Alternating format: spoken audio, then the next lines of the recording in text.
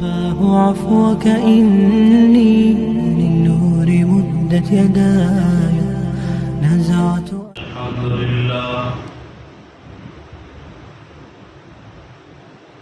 الحمد لله نحمده ونستعينه ونستغفره ونؤمن به ونتوكل عليه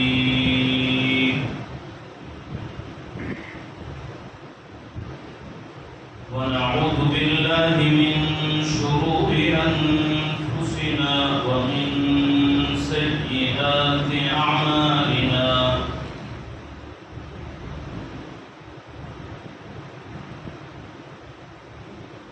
ونشهد أن سيدنا ومولانا محمدا عبده ورسوله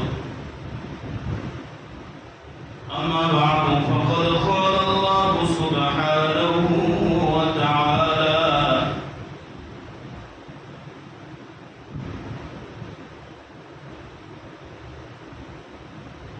سبحان الذي أسرى بعبده ليلا من المسجد الحرام إلى المسجد الأقصى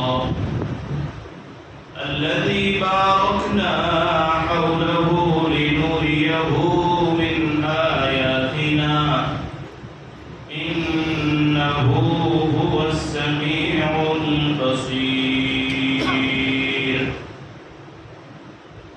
صدق الله مولانا العظيم.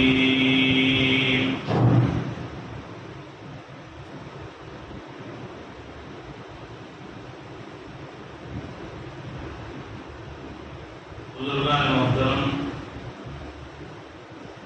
عزیز دینی بھائیوں، نوجوانوں،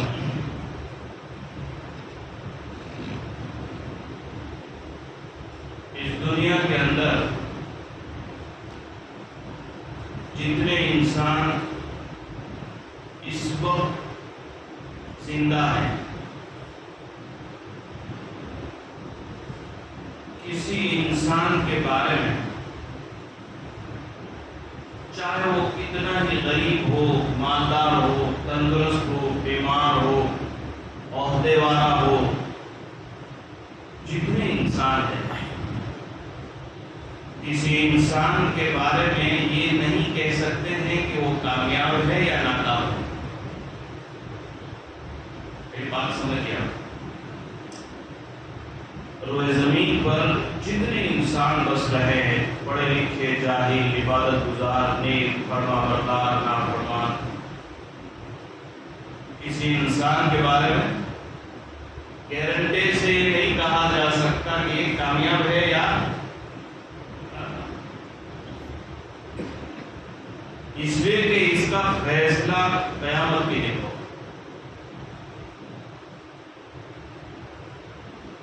یہ فیصلے کا دن، یہ انصاف کا دن، یہ بدلہ دلانے کا دن، یہ مظلوم کو ظالم کے سامنے کھڑا کرے گی. سوچو، آپ اس وقت سوچو بیٹھ کے، کہ قیامت کا دن نہیں ہوتا تو پھر کیا ہوتا؟ انصاف ہی ہو. ایک مرتبہ کسی سفر میں، ٹرین کے سفر میں جا رہے تھے تو بہت سارے ہائی کورٹ کے جج اور وکیل بھی کسی وجہ سے کہیں جا رہے.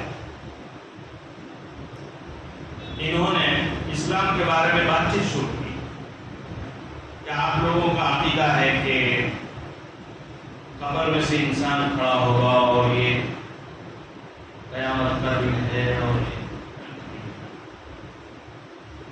کیوں یہ کیسے ہو سکتا ہے؟ آدمی مر گیا، اس کو مٹی میں ڈال دیا، اس کو پانی میں بہا دیا، اس کی راکھ بن گئی.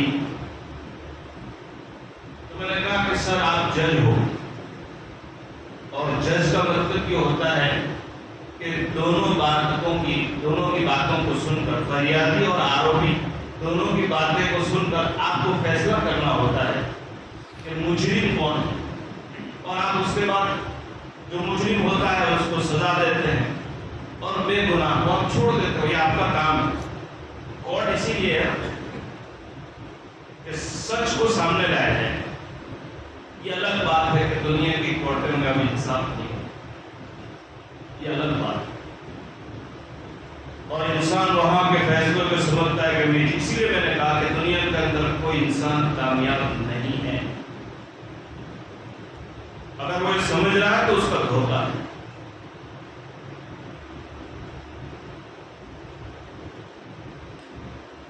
میں نے کہا کہ آپ 2 5 سال 10 سال کے بعد یہ فیصلہ لیتے ہو کہ یہ گنہگار ہے یہ بے قصور ہے. جی ہاں، یہ انصاف کی طرف. میں نے کہا کہ اگر کسی انسان نے 2 آدمی کا مرڈر کیا، 3 کا مرڈر کیا، 5 کا مرڈر کیا، توجہ دے کتنی اللہ کی بات پر ہمارا عقیدہ ہے کہ قیامت ہے، انصاف کا بھی ہے. قرآن کریم میں اللہ فرماتے ہیں مالک یوم الدین، جو قیامت کے دن کا مالک. دنیا میں انسان کہتا ہے میں اس کا مالک، اس کا میں مالک، اس کا میں ٹرسٹی، اس کا میں ذمہ دار، اور یہ میرا. اللہ فرماتے میں آج مالک. اور اللہ کو ڈائریکٹ اعلان نہیں فرمائیں گے، اعلان کریں گے. اللہ بتاؤ لمن الملک اليوم، لمن الملک اليوم، بتاؤ آج کے دن کا مالک کون ہے؟ انبیاء، رسول، کتب، ابدال، مرد، عورت. انسانیت کا سمندر ہوگا، کروڑوں کروڑوں لوگ کھڑے ہوں گے. اللہ کا سوال ہو لمن الملک اليوم، بتاؤ آج کے دن کا مالک کون ہے؟ کوئی سناٹا ہو. اب جو پتی، کروڑوں پتی، عہدیدار، بادشاہ، وزیر، کیسے کیسے لوگ ہوں گے، کچھ آواز نہیں. اللہ پاک پھر بولے لمن الملک اليوم، بتاؤ کون مالک ہے؟ کوئی آواز نہیں آئے گا. کون بولے گا اللہ کے سامنے؟ پھر اللہ کی طرف سے آواز آئے گا. اگر تم جواب نہیں دیتے تو میں بتاؤں آج کے دن کا مالک کون ہے؟ اللہ پاک بتلائیے للہ الواحد القہار، ایک اللہ جو بدلہ لینے پر قادر ہے. ایک اللہ. میں نے ان جج صاحب سے کہا کہ اگر کوئی انسان 2-4 آدمی کا مرڈر کر دے، ابھی تو ہزاروں آدمی کا وہاں قتل ہو رہا ہے پیلسٹائن میں اور دوسری جگہ پر جہاں کہیں.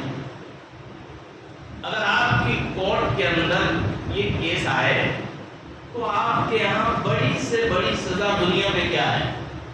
بڑی سے بڑی سزا. بٹ آپ پھانسی دیکھو، وہ بھی 30-40 سال کے بعد کبھی کبھار 1-2 کیسز ایسے آتے ہیں. بڑی سے بڑی سزا پھانسی. جی ہاں بولے اس سے تو اوپر کوئی چیز نہیں ہے. بولو پھانسی سے اوپر دنیا میں کوئی سزا ہے نہیں. تو کہا کہ ہاں اب اس سے اوپر تو ہم کیا رہے، آدمی مر گیا. تو میں نے کہا کہ جج صاحب دیکھیے ایک آدمی نے 2 آدمی کا مرڈر کیا، آپ نے اس کو پھانسی دی تو ایک کے خون کا بدلہ تو ہو گیا، جان کے بدلے میں جان. دوسرے انسان کا بدلہ کون دے گا جس نے اور بہت سارے ظلم کیے، قتل کے علاوہ دنیا میں بیوی پر بھی ظلم کیا، ناانصافی کی، حرام روزی کھائی، اس کا ہزاروں کا خون کیا، اس کا کیا؟ تو کہا کہ وہ تو ہمارے پاس میں ہے نہیں، مر گیا. میں نے کہا اسی لیے مالک یوم الدین، اسی لیے قیامت کا بولو ہے، اس لیے کہ وہاں موت نہیں ہے. قیامت میں سزا کے بعد رسول اکرم صلی اللہ علیہ وسلم، میں نے جو بھی آیت پڑھی ہے کہ معراج کے موقع پر جب آپ واپس آ رہے تھے تو آپ نے اپنی آنکھوں سے جنت کو دیکھا تھا، جہنم کو دیکھا تھا. تو آپ نے کچھ لوگوں کو دیکھا کہ بڑے تالاب ہیں، گرم پانی ہے، اور بڑے بڑے پتھروں کے ذریعے سے فرشتے انسانوں کو اندر ڈھکیل رہے ہیں. وہ پانی اتنا گرم ہے کہ انسان باہر نکلنے کی کوشش کرتا ہے عذاب دیا جائے، اور فرشتے بڑے بڑے پہاڑی پتھر مار مار کر ان کو اندر ڈھکیل رہے ہیں. آپ علیہ السلام نے پوچھا یہ کون لوگ ہیں جبرائیل؟ فرمایا سرکار یہ آپ کی امت کے وہ لوگ ہیں جو نمازوں میں غفلت کیا کرتے تھے اور رات کی عشاء کی نماز پڑھے بغیر سو جایا کرتے تھے. ایسی ایک لمبی لسٹ ہے گناہوں کی. سمجھ میں آ رہی ہے بات؟ یہ آپ نے بتایا. تو اس روایت میں کہ جب فرشتہ پتھر مارتا ہے تو وہ دریا کے اس پانی کے اتنے اندر چلا جاتا ہے کہ 100 سال کے بعد بھی انسان اس کو باہر نہیں نکال سکتا.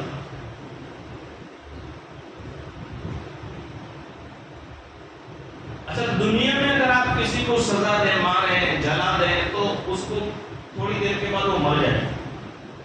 وہاں مسئلہ یہ موت نہیں ہے. اللہ، مجھے ایک آیت یاد ہے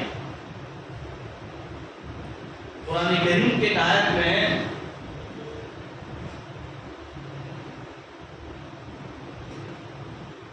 اللہ پاک ہم سب کی حفاظت فرمائے. اس لیے ہمارے نبی صلی اللہ علیہ وسلم نماز کی ہر دعا کے میں یہ دعا مانگتے کہ اللہ جہنم کی آگ سے میری اور میری امت کو بچا. اب دعا مانگنے کا رواج بھی ختم ہو رہا ہے. ادھر امام صاحب نے بے رحمتی کا کہا، ہم نے بھی سلام پھر. سلام تک امام کی اتباع ہے، دعا میں امام کی اتباع نہیں ہے. دعا تو تم مانگو جتنی مانگو.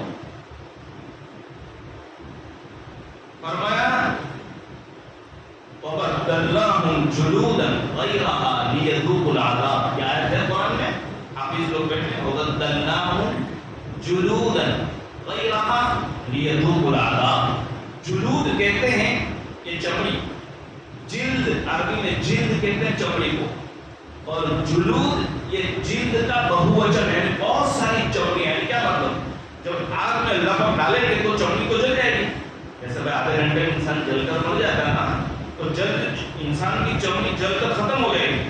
تو جیسے یہ چمڑی جلے گی آٹومیٹک دوسری چمڑی اس پر آ جائے گی. جیسے دوسری جلے گی، اللہ اکبر، تیسری چمڑی آٹومیٹک اس یعنی موت نہیں، تیسری، چوتھی، پانچویں، چھٹی. حدیث پاک میں ہے 1 منٹ میں 60 مرتبہ اللہ چمڑیوں کو چینج کریں گے ہر سیکنڈ. اللہ، میں سمجھا رہا ہوں، آپ سمجھ رہے میری بات؟ میں سمجھا رہا ہوں. اتنے تنگ ایسے حالات ہیں لیکن 10 آدمی فجر کی نماز میں.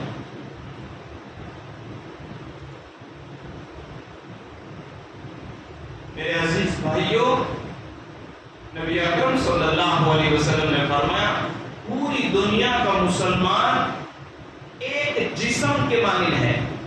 جیسے میری آنکھ میں تکلیف ہو جائے تو میں آئی اسپیشلسٹ کے پاس جاتا ہوں، دانت میں تکلیف ہو جائے تو ڈینٹسٹ کے پاس جاتے ہیں. بولو دماغ میں پرابلم ہو گیا، چلو بھائی سائیکولوجی کے پاس.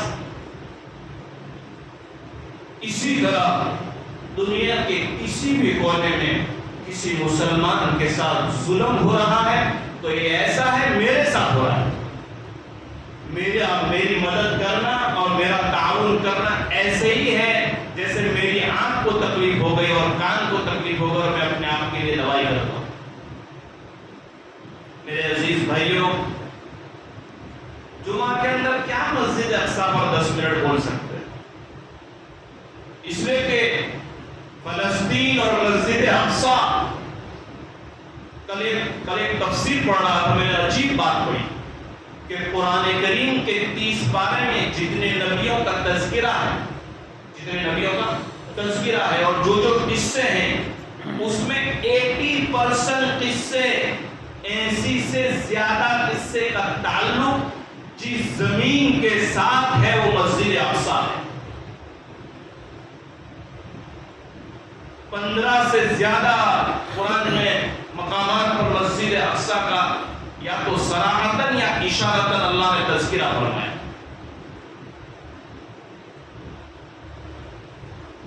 کون مسجد اقصی؟ کس کو کہتے ہیں فلسطین؟ سب سے پہلی بات تو یہ ہے، لوگ، ایک آدمی نے مجھے پوچھا کہ ہمیں مسجد اقصی سے کیوں محبت ہے. میں نے جواب میں لکھا تھا کہ مسجد اقصی یہ سب سے پہلے تو مسلمانوں کا قبلہ ہے. حضور اکرم صلی اللہ علیہ وسلم سے پہلے جتنے نبی آئے سارے نبیوں نے مسجد اقصی کی طرف رخ کر کر کے نماز پڑھی، یہاں تک کہ میرے آقا محمد رسول اللہ نے بھی مکہ کے اندر جتنی نمازیں پڑھی ہیں ہجرت سے پہلے وہ ساری مسجد اقصی کی طرف رک کر کے نماز پڑھی۔ یہاں تک کہ آپ مکہ سے مدینہ ہجرت کر کے گئے تو ہجرت کے 16 یا 17 مہینے تک آپ کہاں رک کرتے تھے؟ مسجد۔ یہ تو آپ کے دل کی تمنا تھی کہ میرا کعبہ، میرا قبلہ کعبہ بنا دیا جائے۔ پھر اللہ نے نماز ہی کے اندر جبرائیل کو بھیجا تھا، آپ نے 2 رکعت نماز پڑھ لی تھی ظہر یا عصر کی، اور چالو نماز میں اللہ پاک نے کہا پھر جاؤ مسجد اقصی سے تم پھر جاؤ کس کی طرف؟ بولو بولو، کعبۃ اللہ کی طرف۔ آپ کو پھرا دیا گیا۔ سمجھ میں آ رہی ہے میری بات میرے بھائی؟ تو پہلا تعلق تو ہمارا قبلہ اول ہے۔ دوسری ایک بات بتاؤں، اب مجمع آ چکا ہے تو آپ کے لیے سننے کی طاقت ہے۔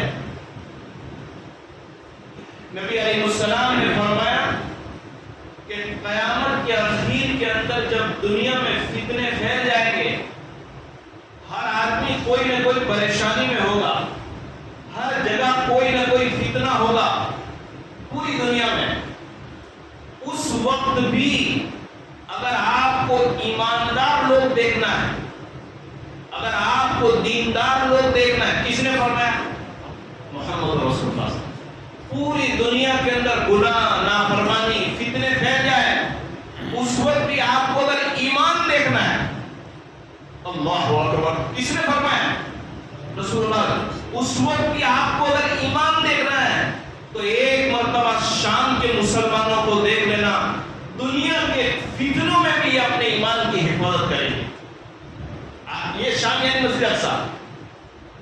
آج دیکھ رہے ہیں، کل میں نے ایک ویڈیو دیکھا، ایک 8 سال کا بچہ اپنی 10 سال کی بہن کو پورا جسم خون سے بھرا ہوا تھا، ہاتھ ٹوٹے ہوئے تھے، پیر ٹوٹے ہوئے تھے، پورا جسم خون سا، اس کے خالی ہونٹ ہل رہے تھے، آخری سانسیں تھی، وہ اپنی بہن کو پڑھا رہا تھا اشہد ان لا الہ الا اللہ و اشہد ان، اس نے اپنی بہن سے کہا بہن پڑھ اشہد ان لا، اور وہ زبان سے نہیں بول سکتی تھی، اپنے ہونٹ ہلا کر اشہد ان لا الہ پڑھ رہی۔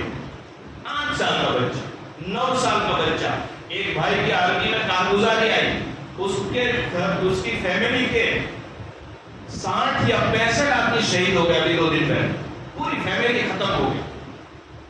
وہ ایک آدمی بچہ ہے اور اس کی بہن کے 4 بچے چھوٹے چھوٹے بچ گئے، تو اس کی بہن کی لاش کے پاس جا کر اس بھائی نے کہا تھا بہن تو جیت گئی اور میں ہار گیا، تو نے مسجد اقصی کے لیے اپنی جان کا نذرانہ پیش کر دیا، تو میری بہن لیکن میں وعدہ کرتا ہوں قیامت میں تیری ملاقات نہیں کروں گا جب تک کہ ان 4 بچوں کو میں مسجد اقصی کی شہادت کے لیے تیار کر۔ میرے مسلمان بھائیوں، میرا اور آپ کا جان، میرا اور آپ کا مال، میری اور آپ کی عزتیں، میری اور آپ کی اولادیں، یہ سب اللہ کے دین کے لیے، کیا میری جان، میری اولاد، میرا مال صحابہ سے زیادہ قیمتی ہے؟ بولو۔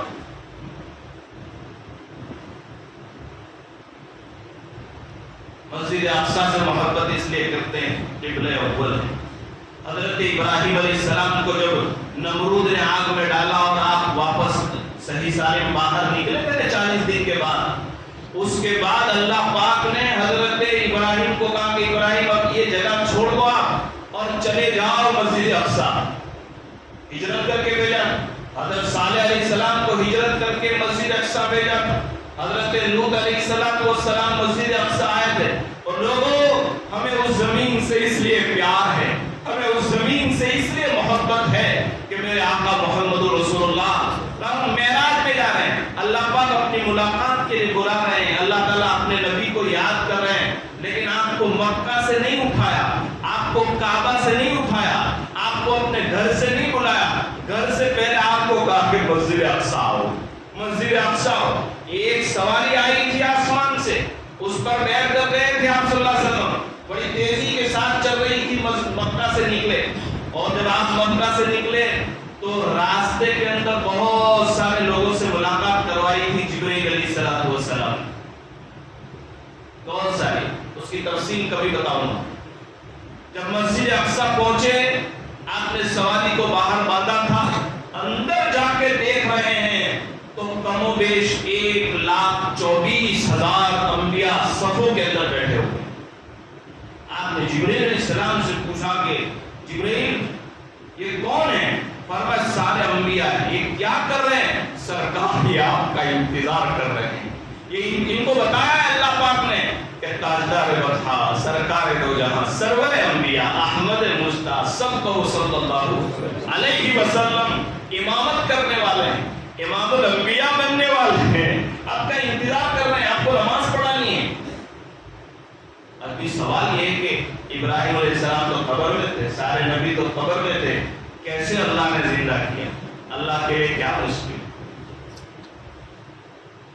اور میں یہ بات کوئی یہ نہیں کر رہا ہوں، دلیل کے ساتھ سارے نبیوں کو جسم کے ساتھ اللہ نے اپنی قبروں میں سے نکال کر مسجد اقصی میں پہنچایا، اور آپ نے مسجد اقصی میں سارے نبیوں کی امامت کی۔ اور جب آپ نے نماز پڑھائی، نماز پڑھانے کے بعد اب سرکار نے سلام پھیرا ہے، سلام پھیرنے کے بعد جب دعا کے لیے ہاتھ اٹھائے تو سارے نبی پیچھے دعا مانگ رہے تھے۔ حضرت نوح علیہ السلام دعا کر رہے تھے، تعریف اس خدا کی جس نے طوفان نوح میں میری اور ایمان والوں کی حفاظت فرمائی۔ یوسف علیہ السلام دعا مانگ رہے تھے، تعریف ہے میں اس خدا کو یاد کرتا ہوں جس خدا نے کنویں میں میری حفاظت فرمائی۔ موسیٰ علیہ السلام دعا مانگ رہے تھے، اے اللہ میں تعریف کرتا ہوں آپ کی اور یاد کرتا ہوں میں آپ کو کہ آپ نے فرعون سے بچانے کے لیے سمندروں میں میرے لیے راستے نکال دیے۔ ابراہیم علیہ السلام فرما رہے تھے کہ میرے پروردگار مجھے وہ وقت یاد ہے کہ جب دشمن مجھے آگ میں ڈال رہا تھا اور آپ میری آگ میں حفاظت فرما رہے تھے۔ سارے نبی دعا مانگتے چلے گئے۔ اسماعیل علیہ السلام کچھ مانگ رہے ہیں، ابراہیم علیہ السلام کچھ مانگ رہے ہیں۔ جب ساروں نے اپنی دعا ختم کر لی، میرے آقا نے کیا دعا مانگی؟ آپ نے فرمایا اللہ میں تعریف کرتا ہوں، میں آپ کی تعریف کرتا ہوں اس لیے کہ آپ نے مجھے رحمت للعالمین بنا کر دنیا میں بھیجا ہے۔ مسجد اقصی پہلے لے گئے، پھر معراج لے گئے، جب واپس آئے تو مکہ نہیں آئے تھے، پہلے مسجد اقصی آئے تھے۔ بزرگوں نے لکھا ہے کہ ایسا کیوں کیا اللہ پاک نے، مکہ سے ڈائریکٹ معراج میں کیوں نہیں گئے؟ فرمایا مسجد اقصی یہ آسمان میں جانے کا ایئرپورٹ ہے۔ سمجھ رہے کوئی بات؟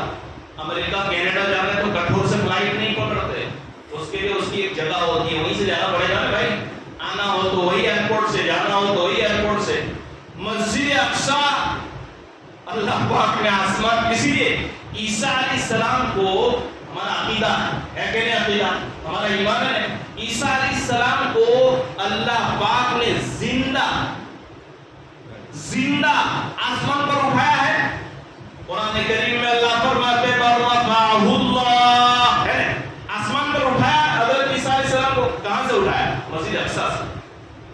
اور ہماری تحقیق اور علماء کی تحقیق یہ ہے کہ جب آخری زمانے میں دجال کو ختم کرنے کے لیے جب عیسیٰ علیہ السلام واپس آئیں گے، وہ ہمارا عقیدہ، اگر تم نہیں مانتے تو تمہارا ایمان گیا۔ واپس آئیں گے عیسیٰ علیہ السلام، کہاں آئیں گے؟ کسی ماں کے پیٹ سے آئیں گے؟ نہیں، اللہ فرماتے ہیں جس آسمان پر ہم نے اٹھایا ہے اسی آسمان سے ہم جو ہے شام کے اندر انہیں واپس اتاریں گے۔ ایک مسجد کے مینارے، وہ مسجد بھی ہے، کون سی مسجد میں اتریں گے؟ دمشق کی جامع مسجد، اس مسجد کے مینارے پر اتریں گے اور مینارے کے ذریعے سے پھر سیڑھی کے ذریعے سے وہ نیچے اتریں گے۔ میں بتانا یہ چاہ رہا ہوں کہ آقا معراج میں گئے تو اقصی سے گئے، واپس آئے تو اقصی سے آئے۔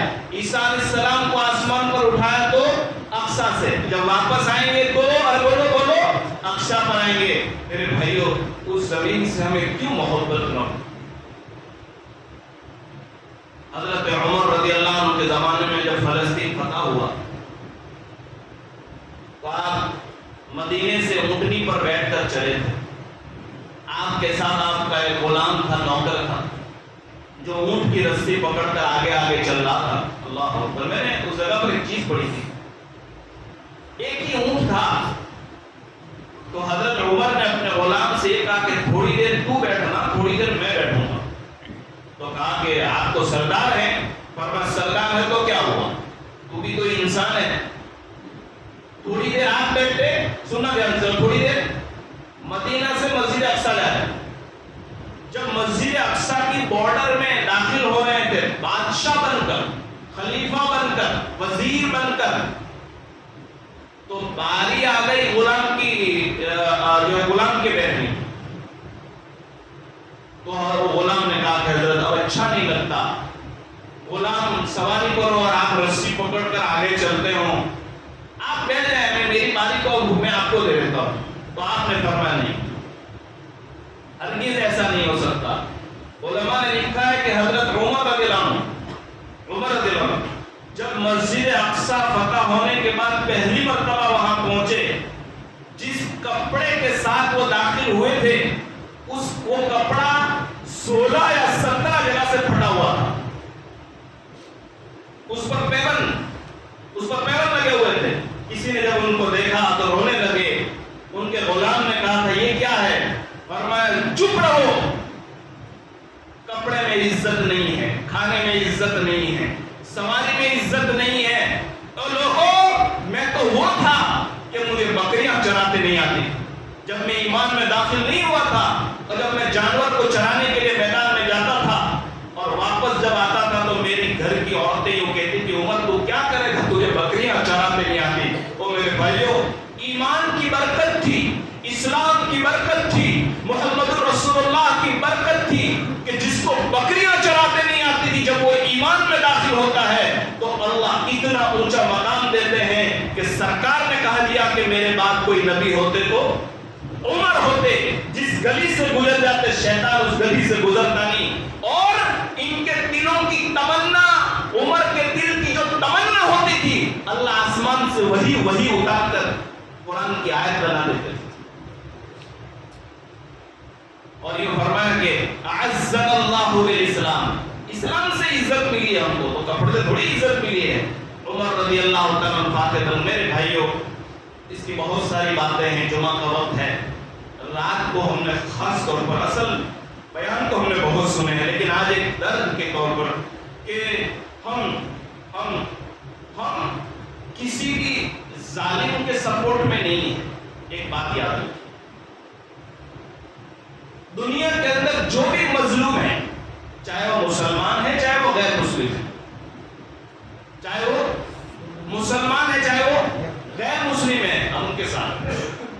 ایک حدیث میں اللہ کے رسول نے فرمایا ظالم کی بھی مدد کرو اور مظلوم کی بھی مدد کرو. تو صحابہ نے پوچھا کہ حضور ظالم کی کیا مدد کرنے کی, مظلوم کی مدد تو سمجھ میں آتی ہے, ظالم کی کیا مدد کرے؟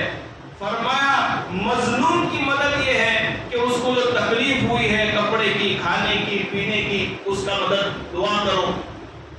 اور ظالم کی مدد یہ ہے کہ اگر تمہارے ہاتھ میں طاقت ہے تو ظالم کا ہاتھ ظلم سے روکو, ظالم کا ہاتھ.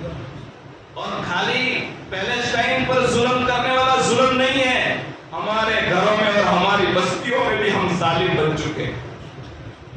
اگر تو ہم اپنی بیوی کا حق ادا نہیں کر رہے, پڑوسی کا ادا نہیں کر رہے, بھائی کا حق ادا نہیں کر رہے, تو میں ظالم ہوں. خالی ایسا تھوڑا ہے کوئی کسی پر بم برسا ہے تو وہی ظالم ہے. میرے عزیز بھائیوں, یہ ہمارے ایمانی بھائی, یہ ہمارے مسلمان بھائی ہم سے بہت دور ہیں, لیکن رشتہ ہمارا ایمان کا ہے. رشتہ کس کا بولو بھائی؟ ایمان کا ہے. ہم اور کچھ نہیں کر سکتے, دعا کر سکتے ہیں, ان کے لیے صدقہ نکال سکتے ہیں.